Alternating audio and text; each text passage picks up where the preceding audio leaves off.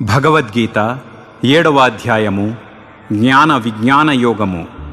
భగవంతుడు పలికెను, ఓ అర్జున, నాయందు మాత్రమే మనస్సు నిలిపి భక్తియోగ అభ్యాసము ద్వారా నాకు శరణాగతి చేసి నీవు ఎట్లా నన్ను సంపూర్ణముగా సందేహానికి తావు లేకుండా తెలుసుకొనగలవో ఇప్పుడు వినుము. ఏ జ్ఞానాన్ని విజ్ఞానాన్ని తెలుసుకున్న పిదప ఇంకా ఏమీ తెలుసుకోవటానికి ఈ లోకంలో మిగిలి ఉండదో దానిని నేను నీకు సంపూర్ణముగా తెలియజేస్తాను. వేల మందిలో ఏ ఒక్కరో పరిపూర్ణ సిద్ధి కోసం ప్రయత్నిస్తారు, మరియు పరిపూర్ణ సిద్ధి సాధించిన వారిలో ఎవరో ఒకరు మాత్రమే నన్ను యథార్థముగా తెలుసుకుంటారు. భూమి, నీరు, అగ్ని, వాయువు, ఆకాశము, మనస్సు, బుద్ధి మరియు అహంకారము ఇవి నా భౌతిక ప్రాకృతిక శక్తి యొక్క 8 అంగములు. ఇది నా యొక్క తక్కువ స్థాయి శక్తి. కానీ దానికి అతీతంగా ఓ గొప్ప బాహువులు కల అర్జున, నాకు ఒక ఉన్నతమైన శక్తి ఉంది. అదే జీవశక్తి, అనగా ఆత్మశక్తి. అది ఈ జగత్తు యందు ఉన్న జీవరాశులకు మూలాధారమైన జీవాత్మలను కలిగి ఉంటుంది. సమస్త జీవరాశులు నా యొక్క ఈ 2 శక్తుల ద్వారానే వ్యక్తమవుతాయి అని తెలుసుకునుము. నేనే ఈ సమస్త సృష్టికి మూల ఉత్పత్తి స్థానము, మరియు నాలోనికే ఇది అంతా లయమైపోతుంది. నాకంటే ఉన్నతమైనది ఏదీ లేదు.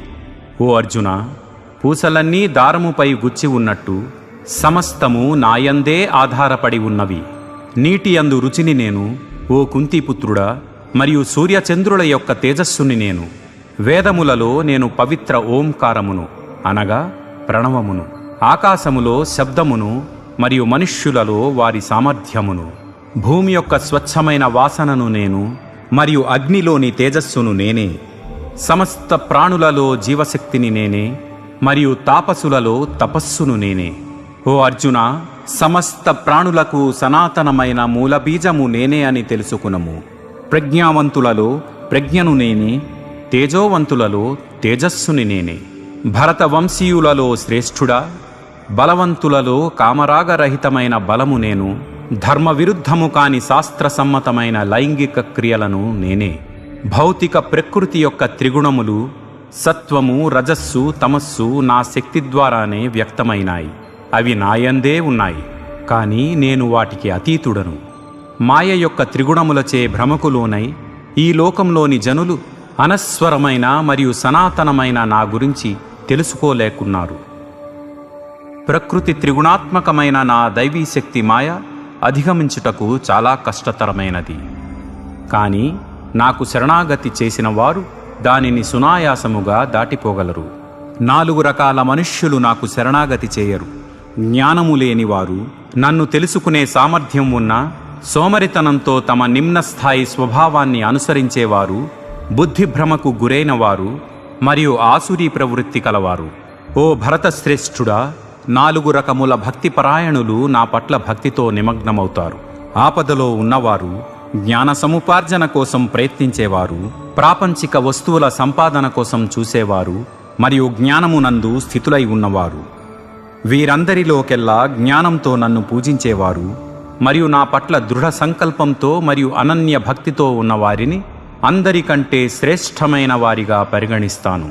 నేను వారికి ప్రియమైన వాడిని, మరియు వారు నాకు ప్రియమైన వారు. నాయందు భక్తితో ఉన్న వారందరూ నిజముగా ఉత్తములే. కానీ జ్ఞానముతో ఉండి దృఢ నిశ్చయము కలిగి బుద్ధి నాయందు ఐక్యమై మరియు కేవలం నన్ను మాత్రమే వారి పరమ లక్ష్యంగా కలిగి ఉన్నవారు స్వయంగా నా స్వరూపమే అని నేను పరిగణిస్తాను. ఎన్నో జన్మల ఆధ్యాత్మిక సాధన తర్వాత జ్ఞాన సంపన్నుడైన వ్యక్తి ఉన్నదంతా నేనే అని తెలుసుకొని నాకు శరణాగతి చేస్తాడు. అటువంటి మహాత్ముడు నిజముగా చాలా అరుదు. భౌతిక ప్రాపంచిక కోరికల చేత జ్ఞానం కొట్టుకొని పోయిన వారు అన్య దేవతలకు శరణాగతి చేస్తారు. వారి స్వీయ స్వభావాన్ని అనుసరిస్తూ అన్య దేవతలను ఆరాధిస్తారు. దేవతలను ప్రసన్నం చేసుకోవటానికి ఆయా కర్మకాండలను ఆచరిస్తారు. భక్తుడు విశ్వాసంతో ఏ దేవతా స్వరూపాన్ని ఆరాధించాలని కోరుకుంటాడో ఆ భక్తుడికి ఆయా స్వరూపం మీదనే శ్రద్ధ నిలబడేటట్టు చేస్తాను. శ్రద్ధా విశ్వాసము కలిగి ఉన్న ఆ భక్తుడు ఆ దేవతనే ఆరాధించును మరియు కోరుకున్న సామగ్రిని పొందును. కానీ నిజానికి ఆ ప్రయోజనాలని సమకూర్చిపెట్టేది నేనే. కానీ ఈ అల్పజ్ఞానము కలిగిన జనులు పొందే ఫలము తాత్కాలికమైనది. దేవతలను ఆరాధించేవారు ఆయా దేవతల లోకానికి వెళతారు. అదే సమయంలో నా భక్తులు మాత్రం నన్నే చేరుకుంటారు. పరమేశ్వరుడైన నన్ను, శ్రీకృష్ణుడిని, ఒకప్పుడు నిరాకార అవ్యక్తముగా ఉండి ఇప్పుడు ఒక రూపాన్ని తీసుకున్నానని అల్పజ్ఞానము కలిగిన వారు అనుకుంటారు. అక్షరమైన సర్వోత్కృష్టమైన ఈ నా యొక్క సాకార రూపాన్ని వారు అర్థం చేసుకోలేకున్నారు. నా యోగమాయా శక్తి ద్వారా కప్పబడి ఉన్న నేను అందరికీ గోచరించను. కాబట్టి జ్ఞానము లేనివారు నేను పుట్టుక లేనివాడినని మరియు మార్పు చెందనివాడినని తెలుసుకోలేరు. అర్జున, నాకు భూత వర్తమాన భవిష్యత్తు అంతా తెలుసు మరియు సమస్త ప్రాణులు అన్నీ తెలుసు, కానీ నేను ఎవరికీ తెలియను. ఓ భరతవంశస్థుడా, రాగద్వేషములనే ద్వంద్వములు మోహము భ్రాంతి నుండే పుట్టుచున్నవి. ఓ శత్రువులను జయించేవాడా, ఈ భౌతిక జగత్తులో ఉన్న ప్రతి ప్రాణి కూడా పుట్టుక నుండే వీటిచే భ్రమింపజేయబడుచున్నది. పుణ్యకార్యములు ఆచరించుటచే ఎవరి పాపములు అయితే పూర్తిగా నశించిపోయినవో వారు ఈ ద్వంద్వముల మోహము నుండి విముక్తి పొందుతారు. అటువంటి వారు నన్ను దృఢ సంకల్పముతో పూజిస్తారు. ముసలితనము మరియు మరణము నుండి విముక్తి పొందటానికి పరిశ్రమిస్తూ నన్ను ఆశ్రయించిన వారు బ్రహ్మంను, తమ ఆత్మతత్వమును, సమస్త కర్మక్షేత్రమును తెలుసుకుంటారు. సమస్త పదార్థ క్షేత్రమైన అధిభూత, దేవతలైన అధిదైవ మరియు యజ్ఞములకు ఈశ్వరుడైన అధియజ్ఞములకు అధిపతిని నేనే అని తెలుసుకున్న జ్ఞానోదయమైన జీవాత్మలు మరణ సమయంలో కూడా పూర్తిగా నాయందే స్థితమై ఉంటారు. ఇది ఉపనిషత్తుల సారాంశము, బ్రహ్మ విద్య, యోగశాస్త్రము, శ్రీకృష్ణార్జున సంవాదము అయిన శ్రీమద్ భగవద్గీతలోని జ్ఞాన విజ్ఞాన యోగము అను 7వ అధ్యాయము. ఎక్కడైనా అక్షరదోషమైన, భావదోషమైన దొర్లి ఉంటే అవి మానవ సహజ దోషములుగా పెద్ద మనసుతో మన్నించి ఈ ప్రయత్నానికి ఆశీర్వదిస్తారని కోరుకుంటున్నాను. ఈ తెలుగు అనువాదం శ్రీ స్వామి ముకుందానంద వారు రచించిన భగవద్గీత నుంచి తీసుకోవటం జరిగింది.